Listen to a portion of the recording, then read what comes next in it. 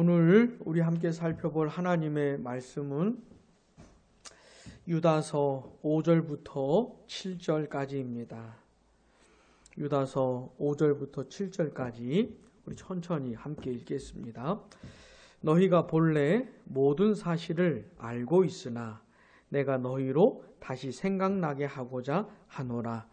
주께서 백성을 애굽에서 구원하여 내시고 후에 믿지 아니하는 자들을 멸하셨으며 또 자기 지위를 지키지 아니하고 자기 처소를 떠난 천사들을 큰 날의 심판까지 결박으로 흑암에 가두셨으며 소돔과 고모라와 그 이웃 도시들도 그들과 같은 행동으로 음란하며 다른 육체를 따라가다가 불의 형벌을 받음으로 거울이 되었느니라. 아멘. 지난 시간에는 유다가 이 편지를 쓰게 된 그 계기, 그 이유가 무엇인지를 생각해 보았습니다. 자, 유다는 지금 이 성도들에게 본래는 구원에 대해서 말을 하고 싶었어요.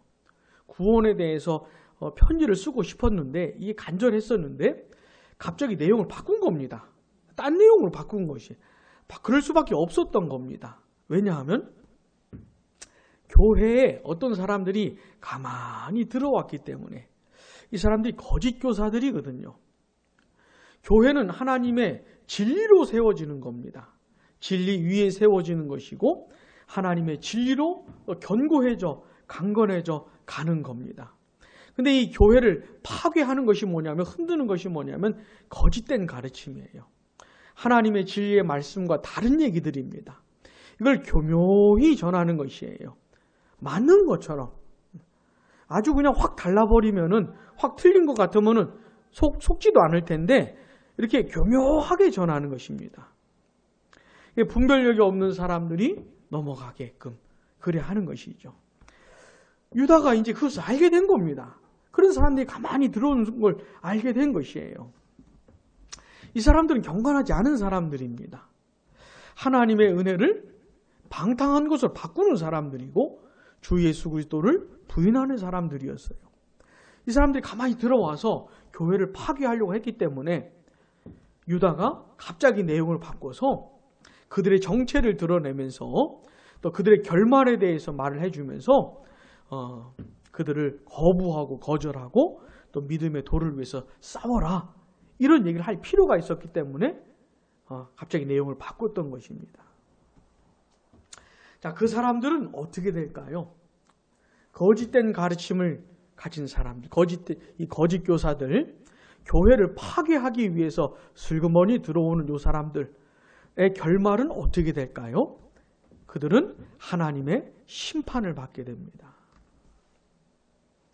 자, 본문 4절 앞부분 보셔요. 본문 4절. 이는 가만히 들어온 사람 몇이 있습니다. 그 다음 같이요. 그들은 옛적부터 이 판결을 받기로 미리 기록된 자니. 아멘. 미리 판결을 받기로 기록된 자라. 하나님의 심판을 받기로 기록된 그런 사람들이다. 이 사람들은 하나님의 심판을 받기로 작정된 사람들인 것이에요. 그들의 나중에는 하나님의 심판이 기다리고 있는 겁니다. 유다가 하는 말은 그들은 반드시 하나님의 심판을 받으실 것이기 때문에 절대로 쫓아가지 마라. 이 거짓된 가르침이 왜 무서운 거냐면 이 거짓 교사들만 심판을 받는 게 아닙니다. 그 거짓 교사들의 꼬임에 넘어가서 그게 진리인 줄 알고 쫓아간 사람들도 다 멸망당하는 것이에요. 다 심판을 받는 겁니다. 그러니까 이게 무서운 거예요. 그러니까 교회 안에 있는 사람들이 그걸 분별을 못 해가지고 쫓아가면 다 같이 멸망을 당하는 겁니다. 그러니까. 그래서 유다가 이 얘기를 지금 하고 있는 것이에요. 자, 오늘 우리가 함께 읽은 이 본문은 그 거짓 교사들이 심판을 받게 될 것인데 유다가 세 가지 사례를 들어줍니다. 그러니까 하나님의 심판을 이미 받았던 과거에 받았었던 세 가지 사례를 들면서 이 거짓 교사들도 이렇게 심판을 받을 거다라고 하는 얘기를 오늘 본문에서 하고 있는 겁니다. 자, 첫 번째 사례는 5절 하반절입니다. 주께서 거기 같이요.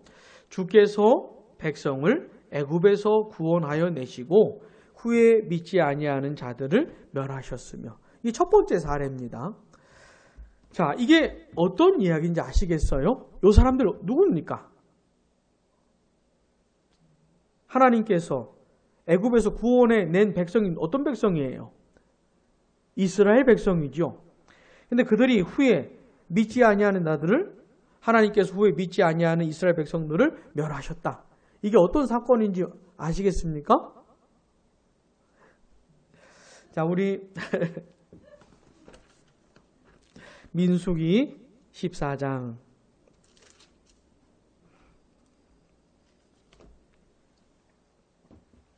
민수기 14장 20절부터 25절까지 한번 보셔요.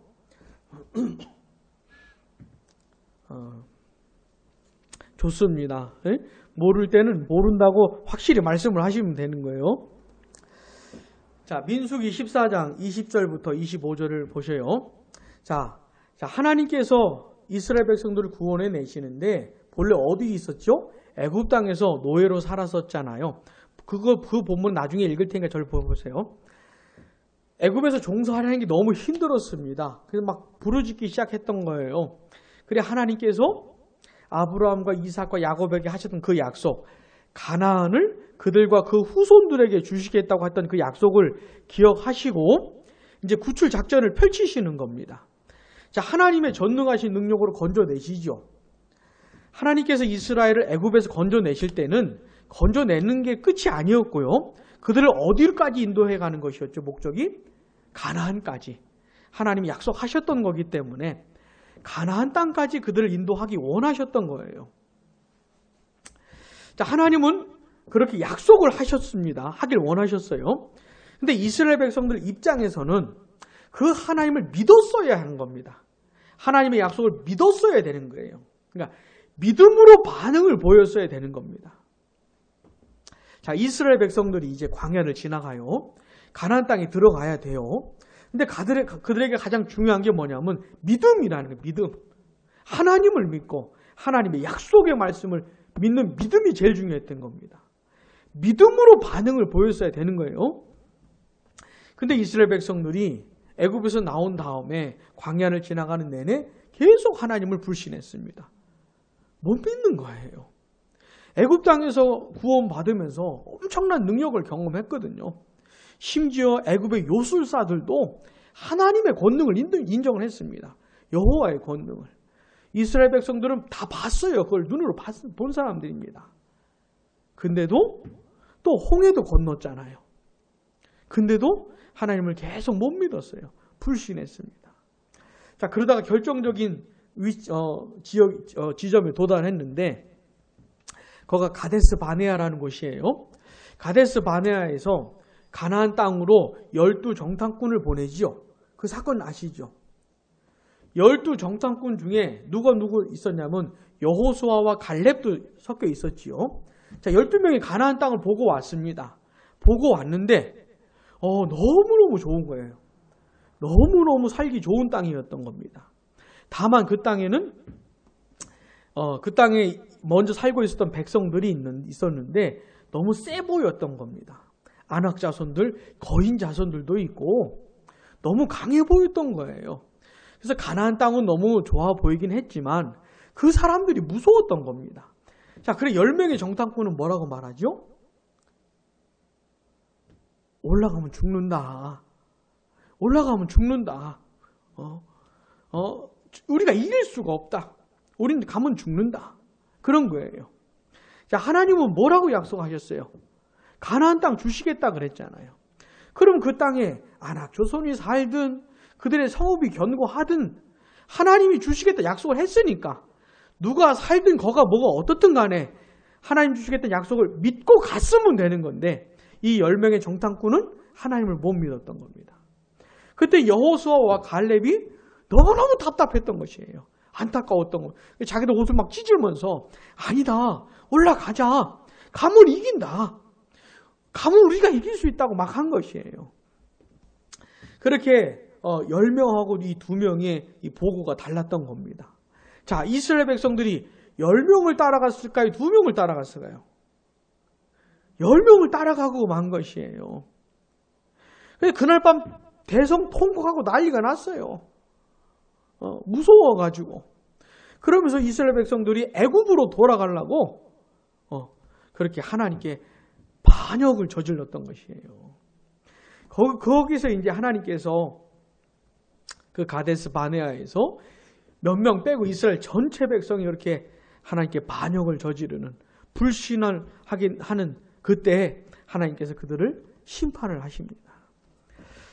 자, 민수기 14장 20절부터 보세요. 여호와께서 이르시되 내가 내 말대로 사하노라. 그러나 진실로 내가 살아있는 것과 여호와의 영광이 온 세계에 충만할 것을 두고 맹세하노니 20절 같이요. 내 영광과 애굽과 광야에서 행한 내 이적을 보고서도 이같이 10번이나 나를 시험하고 내 목소리를 청종하지 아니한 그 사람들은 내가 그들의 조상들에게 맹세한 땅을 결단코 보지 못할 것이요. 또 나를 멸시하는 사람은 한 사람도 그것을 보지 못하리라. 그러나 내 종 갈렙은 그 마음이 그들과 달라서 나를 온전히 따랐은즉 그가 갔던 땅으로 내가 그를 인도하여 드리리니 그의 자손이 그 땅을 차지하리라. 아멘. 그 사람들, 소위 출애굽 1세대라고 불리우는 그 사람들 광야에서 다 죽었습니다. 애굽에서 구출되었음에도 불구하고 가나안 땅에 들어가겠다고 하는 그 약속이 주어졌음에도 불구하고 믿음으로 반응을 안 했던 것이에요. 안 믿었던 것이에요. 그래서 약속의 땅에 못 들어간 겁니다. 광야에서 다 죽임을 당했어요. 물론 하나님은 그 당시 어렸던 아이들, 또 광야에서 태어났던 아이들을 가지고 출애굽 2세대를 꾸려서 가나안 땅을 다시 정복하게는 하지만 그 1세대 그 사람들은 다 죽었던 겁니다. 다 멸하셨던 것이에요. 광야에서. 요 사건을 말하는 겁니다. 유다서 5절에서 말했던 요 사람들은 바로 그 출애굽 1세대들을 말하는 것이에요. 사랑하는 여러분, 하나님께서 우리에게 요구하시는 건 뭐냐면 믿음인 겁니다. 하나님을 믿고 하나님을 신뢰하며 사는 걸 원하시는 것이에요.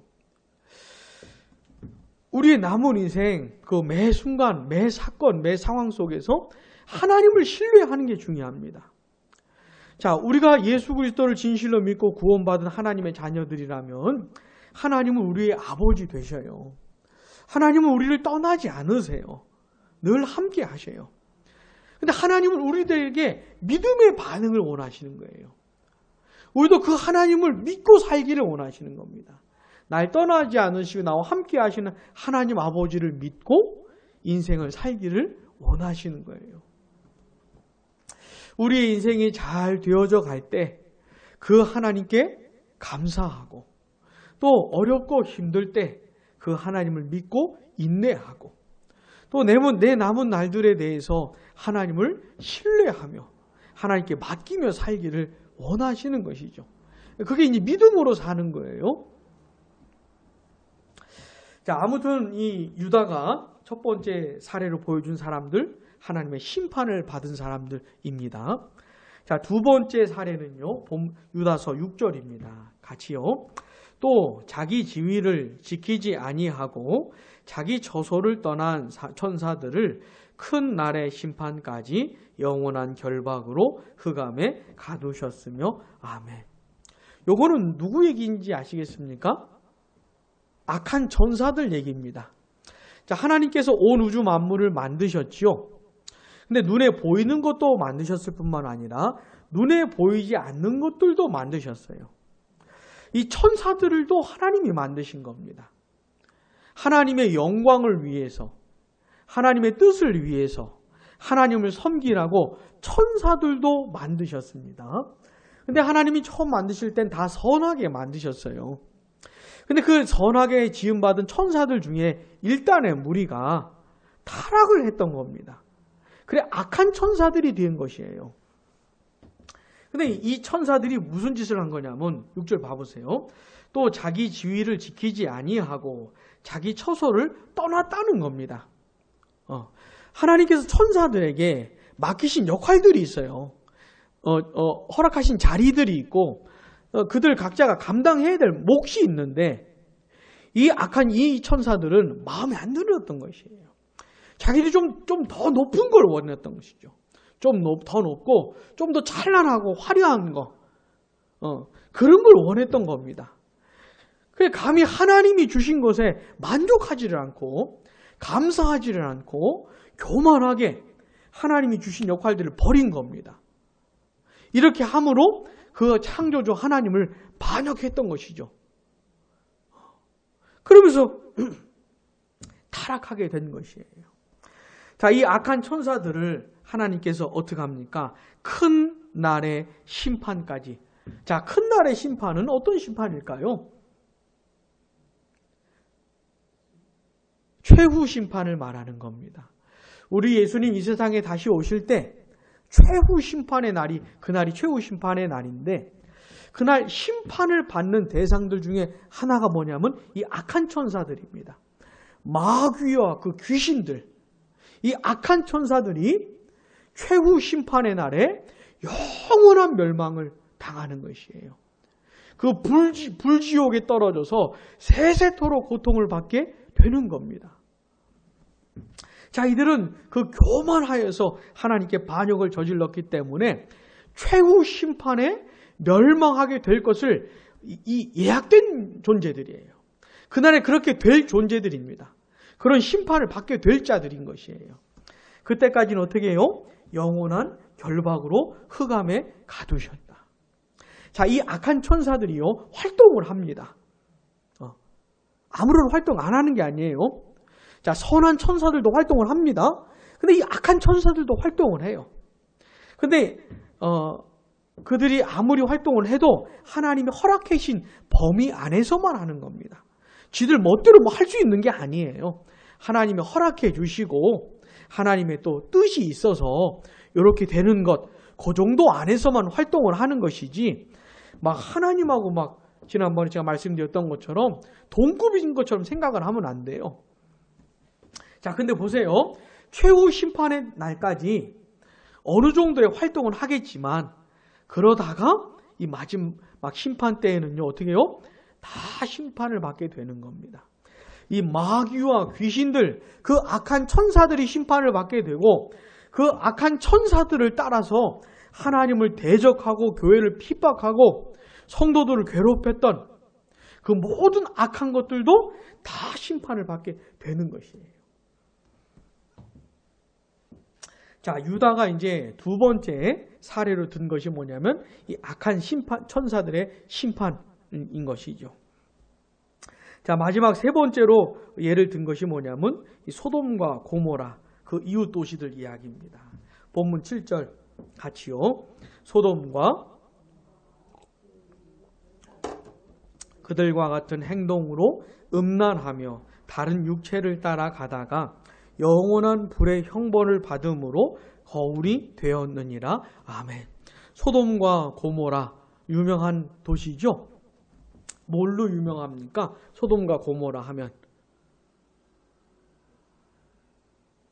대답을 하실 땐 제가 들리도록 소돔과 고모라 하면 팍 생각나는 게 뭐예요?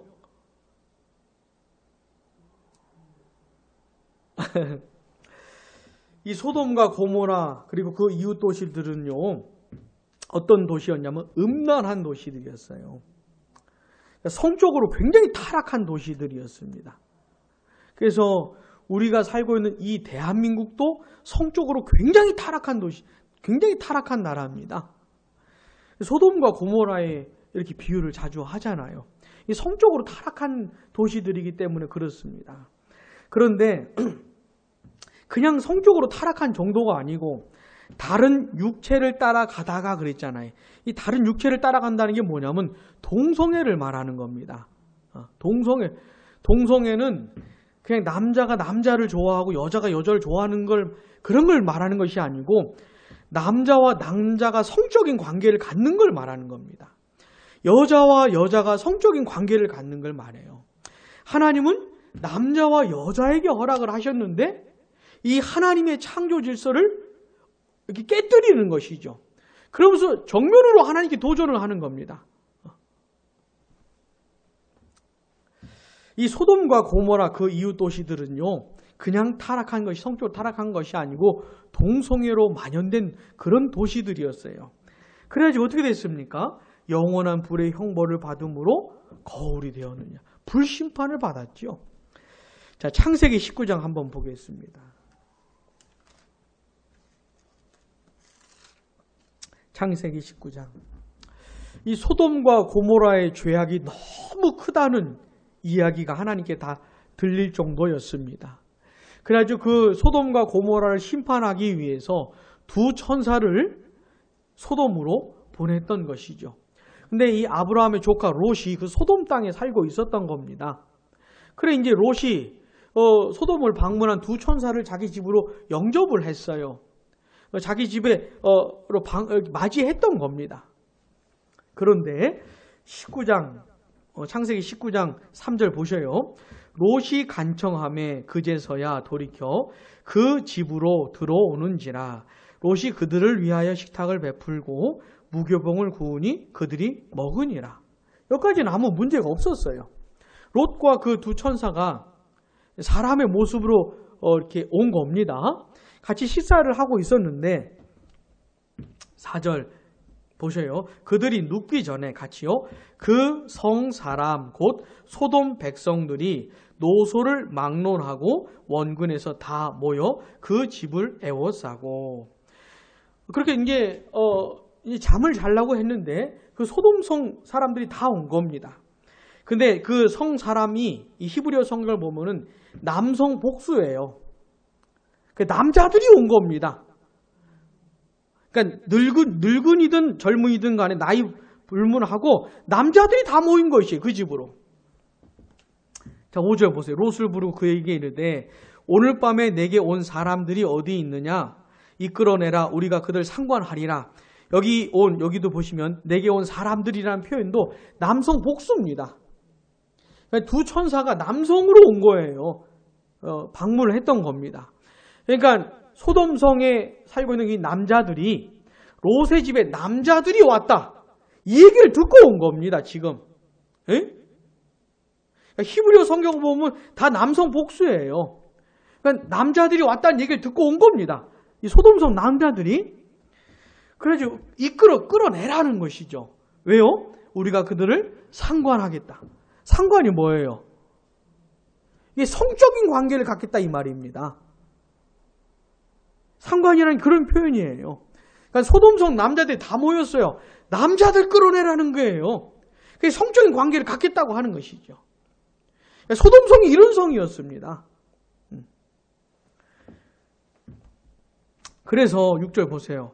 롯이 문 밖에 무리에게로 나가서 뒤로 문을 닫고 이르되 청하노니 내 형제들아 이런 악을 행하지 말라. 그럼 뭐라 합니까? 8절 내게 남자를 가까이 하지 아니한 두 딸이 있노라. 청하건대 내가 그들 너희에게로 이끌어내리니 너희 눈에 좋을 대로 그들에게 행하고 이 사람들은 내 집에 들어왔은즉 이 사람에게는 아무 일도 저지르지 말라. 남자를 가까이 하지 않은 두 딸을 줄 테니까 니들 마음대로 하라는 게 무슨 말이에요? 니들 성적인 관계 내 딸들하고 하라는 얘기입니다. 지금 롯이. 다만 내 집에 온 사람들에게는 아무 짓도 하지 마라. 지금 이러고 있는 것이에요. 소돔과 고모라 그 이웃 도시들은 이런 사람들이었습니다. 그냥 음란한 정도가 아니고 동성애로 가득한, 이게 동성애를 하고 싶어가지고 막 폭력을 행사하는, 강제로 끌어내려고 하고, 동네 남자들이 다 모였으니 두 사람들이 무슨 짓을 어떻게 하겠습니까? 소돔성 문화가 이런 것이에요. 소돔과 고모라. 그래서 이 소돔과 고모라 그 이웃 도시들을 하나님께서 어떻게 심판을 하시냐면 19장 23절 보셔요. 23절 롯이 소알에 들어갈 때에 해가 돋았더라. 여호와께서 하늘 곧 여호와께로부터 같이요 유황과 불을 소돔과 고모라의 비같이 내리사 그 성들과 온들과 성에 거주하는 모든 백성과 땅에 난 것을 다 엎어 멸하셨더라. 불심판을 내린 것이죠. 불로 다 뒤엎어 버린 것이에요. 불로 다 태워 죽여버린 겁니다. 하나님이. 감히 하나님의 창조 질서를 깨뜨린 이 반역을 저지르는 이 음란한 사람들을 다 불태워서 심판하셨던 것이죠. 자, 지금 그러니까 동성애라고 하는 건 지금 최근에 등장한 게 아니고요. 옛날부터 있었던 겁니다. 근데 이 동성애라고 하는 거는 이 세상이 지금 하나님께서 지어진 창조 질서와 너무나 어긋났다는 것을 증거해주는 아주 명백한 증거물들이에요.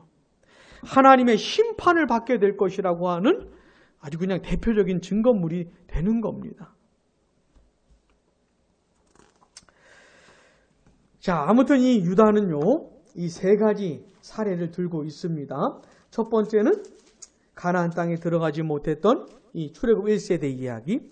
두 번째는 하나님의 심판을 받은 이 악한 천사들 이야기. 세 번째는 소돔과 고모라 그 이웃 도시 이야기. 다 하나님의 심판을 받은 이야기를 지금 해주고 있는 것이에요. 자, 봐라. 하나님께 다 심판하셨다. 그런 것처럼 이 거짓 교사들도 하나님이 심판할 것이다. 무시무시한 심판을 받게 될 것이다. 그러니 절대로 쫓아가지 마라. 하나님의 참된 믿음의 도를 위해서 힘써 싸워라. 라고 지금 권면을 하고 있는 것이에요. 자, 그런데요. 유다서 다시 가보시고 유다서 5절 상반절 우리 한번 같이 읽어보겠습니다. 너희가 본래 모든 사실을 알고 있으나 내가 너희로 다시 생각나게 하고자 하노라. 아멘. 자, 지금 유다가 하는 말이 뭡니까? 너희들이 다 알고 있는 사실이다. 이런 거짓 교사들이 등장할 것이고 이런 거짓 교사들이 교회에 몰래 들어와가지고 교회를 현혹시키고 파괴하려고 하는 거 그런 움직임들이 있을 것 너희 이미 다 알고 있다. 그리고 그 거짓 교사들 그들을 따라가는 사람들은 다 심판을 받게 될 것도 이미 다 알고 있다라고 유다가 지금 말을 하고 있는 겁니다. 자, 진짜 거듭나고 회심을 하게 되면 그러면서부터 하나님의 진리를 알게 되기 시작하는 겁니다. 진짜 예수를 믿는 사람들은 다른 말로 하면 하나님의 진리를 알게 되기 시작한 사람들이라는 것이에요. 그래서 이 예수 믿는 사람들은 계속해서 진리를 알아가야 됩니다. 끝도 없어요. 죽는 날까지 해야 되는 것이 뭐냐면 하나님의 말씀을 듣는 일을 계속해야 되는 겁니다. 하나님의 말씀을 배워야 되는 것이에요. 엉터리로 배우면 안 되고 하나님의 진리의 말씀을 잘 배워야 되는 겁니다. 그래서 세월이 가면 갈수록 하나님의 진리를 아는 그 깊이가 더해가져야죠. 1년 교회 다니고 10년 교회 다니고 20년 30년 다녔는데도 막상 뭐 물어보면 아무것도 몰라요. 물론 몰라도 되는 건 몰라도 돼요. 이 세상에 알아야 되는 거 우리가 이 세상 모든 걸 다 알 필요는 없습니다. 사실 몰라도 되는 거 되게 많아요. 근데 이 성경이 말하는 진리는 반드시 알아야 되는 겁니다. 근데 어째 수십 년을 교회 다녀놓고도 중요한 질문을 던지는데도 대답을 못하고, 응? 그러면 안 되고요. 반드시 알아가야 됩니다. 그래서 아니 이제 신앙생활 한 사람하고 10년 하나님의 말씀을 들은 사람하고는 차이가 좀 많이 나죠. 그죠? 좀 많이 달라야죠.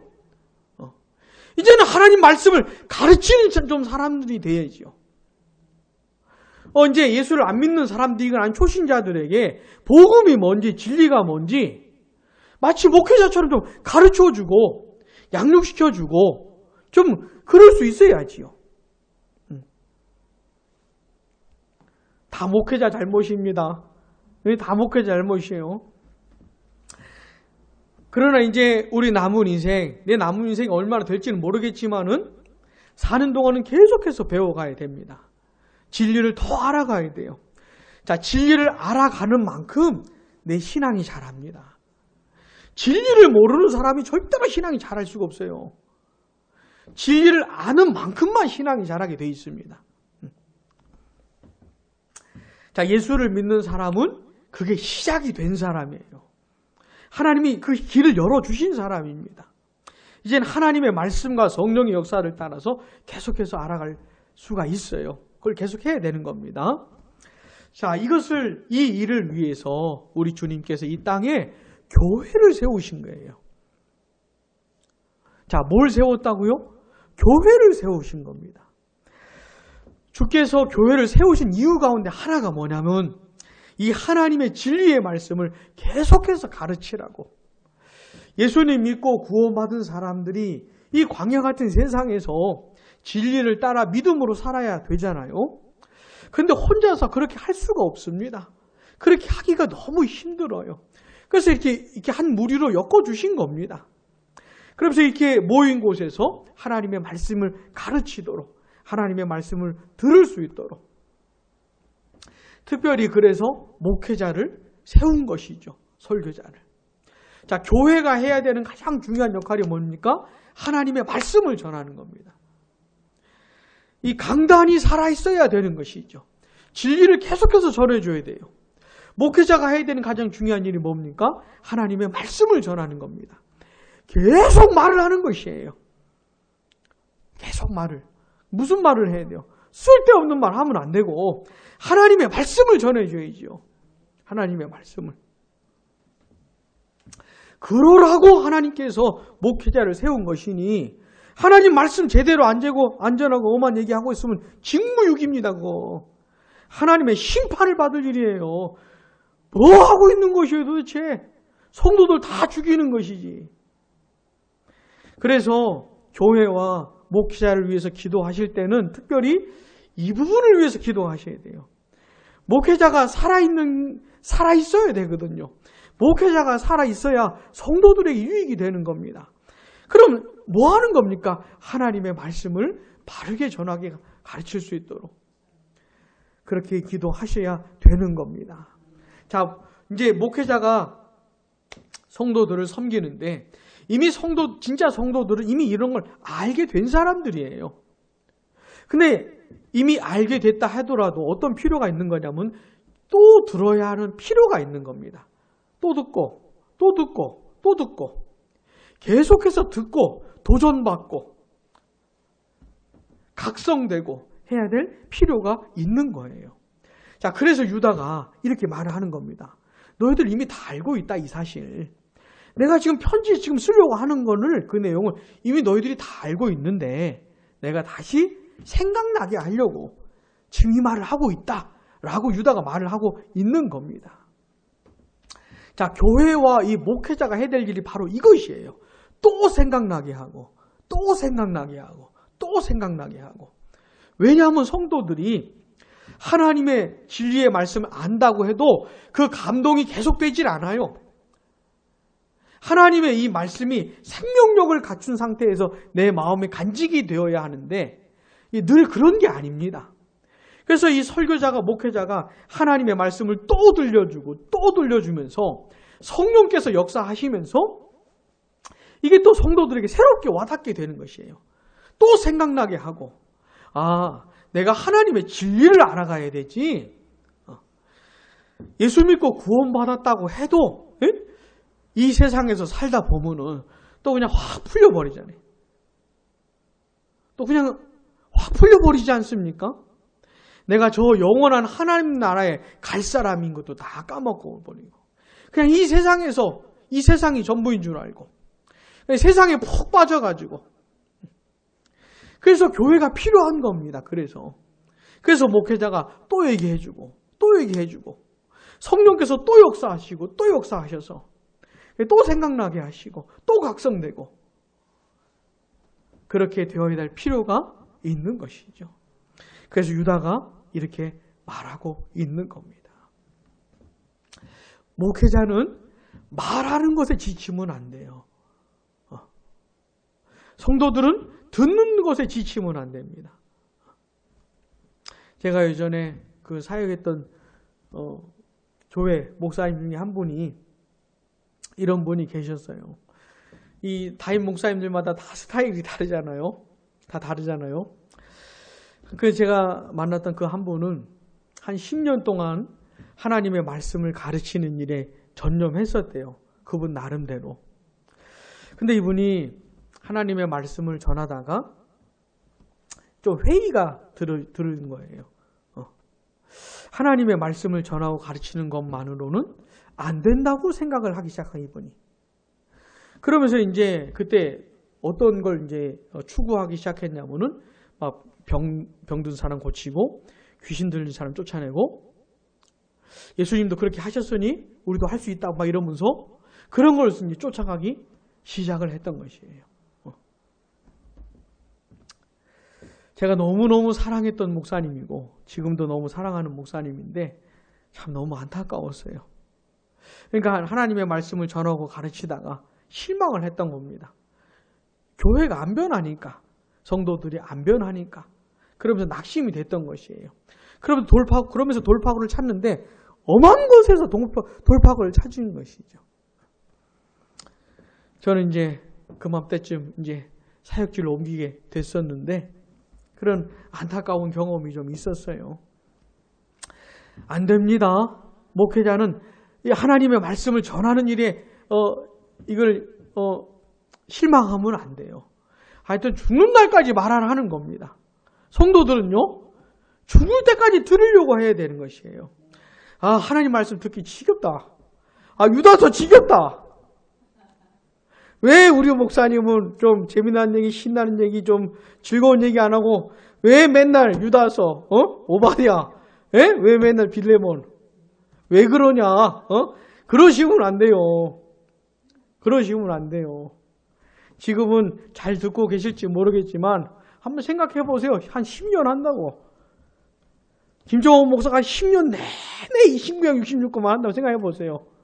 혹시라도 실증이 날 수도 있지 않겠습니까? 한 20년, 30년 한다고 생각해 보세요. 실증이 날 수도 있지 않겠습니까? 그죠? 그러면 빨간불 켜진 것이에요. 그러면. 자, 이 유다는요, 이렇게 말하고 있는 거. 너희들 다 알고 있는 내용인데 내가 다시 생각나게 하려고 한다. 이게 목회자의 사명이고 교회의 사명입니다. 저도 회중으로 예배에 참석하고 설교 들을 때는 이런 경험을 종종 해요. 내가 이미 알고 있는 내용인데 그 시간에 누군가를 통해서 듣게 될 때 이게 새롭게 와닿는 것을, 아, 이게 이렇게 중요했던 것이지 라고 다시 깨닫게 되는 일을 저는 종종 경험을 합니다. 부디 우리 사랑하는 양무리 교회는 이렇게 하나님의 진리의 말씀을 전하고 듣는 일에 지치지 않는, 다른 것을 돌파구로 찾을 것이 아니고 죽으나 사나 하나님의 말씀을 전하고 듣는, 그게 전부라고 생각을 하는 그런 교회 되기를 바랍니다. 기도하겠습니다.